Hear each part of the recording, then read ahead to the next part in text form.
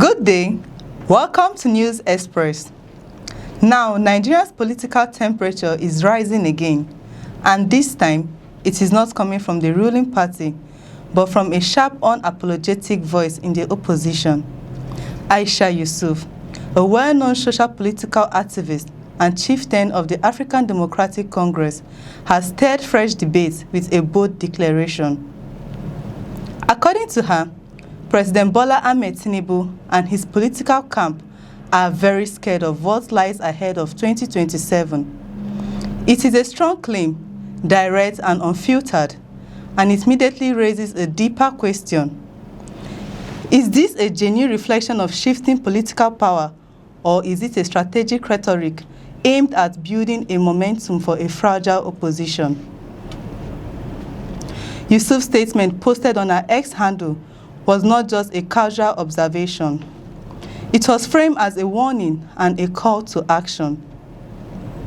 She argued that the level of alignment currently happening among opposition leaders is something the ruling All Progressive Congress never anticipated.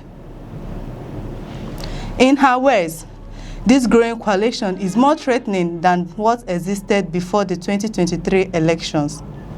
That comparison alone is significant because 2023 was already seen as one of Nigeria's most competitive elections in recent history. If the opposition is indeed more organized now, then it suggests a potential shift in the balance of power. But if it is not, then the statement risks being dismissed as political exaggeration. At the heart of Yusuf's argument is the idea of unity. Nigerian opposition politics has long been defined by division, parties from alliances, only to break apart over leadership struggles, candidate selection, and personal ambition. This pattern has repeatedly weakened the ability to challenge incumbents. So when Yusuf talks about alignment, the key issue is not whether politicians are talking to each other, but whether they are ready to sacrifice individual ambition for collective success. That is where many alliances in Nigerians have failed. The question now is simple but critical. Is this time different? Her message also carries a sense of urgency and resistance. She warned that the ruling party would do everything they can to discourage opposition supporters. This kind of language is powerful because it creates a narrative of struggle, one where the opposition is positioned as fighting against a strong and possible unfair system. It energizes supporters, but it also raises concern about how the political environment is being framed.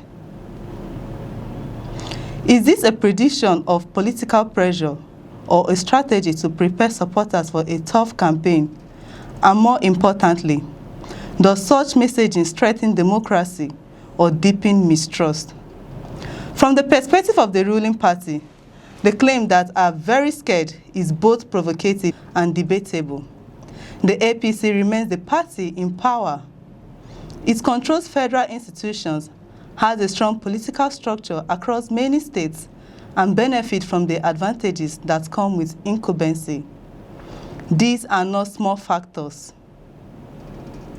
They are major pillars of political strength, so the idea that a party is afraid may seem overstated. But politics is not just about visible power.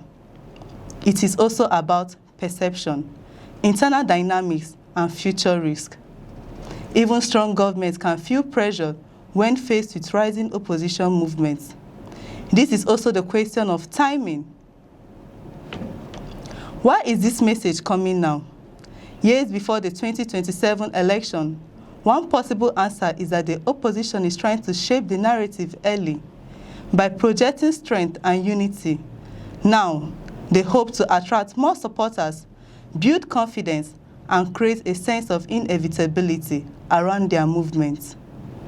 It is a common political strategy. If people believe a movement is growing, they are also more likely to join it. But this approach also comes with risk. If the promised unity fails to materialize, the disappointment could weaken the opposition's credibility. Another layer to this story is a broader political environment in Nigeria. The country is dealing with economic challenges, rising living costs, and public frustration. These conditions often create opportunities for opposition parties to gain ground. When people are dissatisfied, they are more open to change. Yusuf's statement taps into that sentiment. It suggests that the ruling party is aware of public dissatisfaction and is worried about losing support. But again, the key question remains: is this perception accurate, or is it being amplified for political effects? The role of the APC in this narrative is also important. Traditionally seen as a smaller party compared to major players, the ADC is now being presented as a platform for a broader opposition coalition. If that is true, it could reshape Nigeria's political landscape. But building a coalition is one thing, managing it is another thing. Bringing together different leaders with different interests requires strong leadership, clear agreements, and a shared vision. Without those alliances can quickly fall apart. Yusuf's confidence suggests that she believes these challenges can be overcome, but history offers a more conscious view. Nigerian politics has seen many alliances that look strong at the beginning but collapse under pressure. Personal ambition often overrides collective goals. Disagreements over candidates, strategy, and power sharing can create cracks that eventually breaks the entire structure. So while the idea of a united opposition is appealing, it is also fragile. Another important factor is the role of voters. Even the strongest alliance cannot succeed without public support. In recent elections, voter turnout in Nigeria has been relatively low. Many citizens feel disconnected from the political process. They see little difference between parties and doubt that change will improve their lives. For the opposition to succeed, it must do more than form alliance. It must build trust.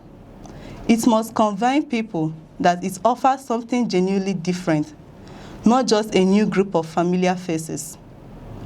Yusuf's message tries to address this by encouraging people to ignore discouragement and stay focused. It is a call for resilience, but motivation alone is not enough. Voters need clear policies, credible candidates, and a vision they can believe in. Without this, even the most passionate campaign can struggle to translate energy into votes. There is also the question of how the ruling party will respond. So far, there has been no direct reaction from Bola and Tinubu or the APC. But silence does not mean inaction. Political parties often respond strategically, choosing when and how to engage with criticism. The APC may decide to ignore the statements, or it may counter it with its own narrative. It may also focus on strengthening its base, addressing public concerns, and preparing for the long campaign ahead. Ultimately, this moment is less about who is right and more about what it reveals. It shows that the battle for 2027 has already begun, even if the election is still years away. It highlights the importance of perception in politics, where words can shape expectations and influence behavior. And it underscores the ongoing struggle between continuity and change, a theme that has defined Nigerian politics for decades. Yusuf's statement is bold, and it has succeeded in drawing attention. But attention is only the first step. The real challenge lies in turning that attention into action, and action into results. For the opposition, that means building a coalition that can survive internal pressures. For the ruling party, it means addressing the issue that could weaken its support. And for Nigerians, it means deciding what kind of leadership they want for the future. So the question remains, are those in power truly very scared? As Yusuf claims, Or is this simply the language of political mobilization? Is a new alliance strong enough to challenge the system, or will it follow the familiar path of early excitement and eventual collapse? These questions do not have easy answer. But one thing is clear. The road to 2027 has already begun, and the battle for Nigeria's political future is taking shape, one statement at a time. If you have something to say, head over to the comment section and share your thoughts. We would love to hear from you. Don't forget to subscribe and share this video. I'm Aisha Yesufu. Thanks for watching. Do have a beautiful day.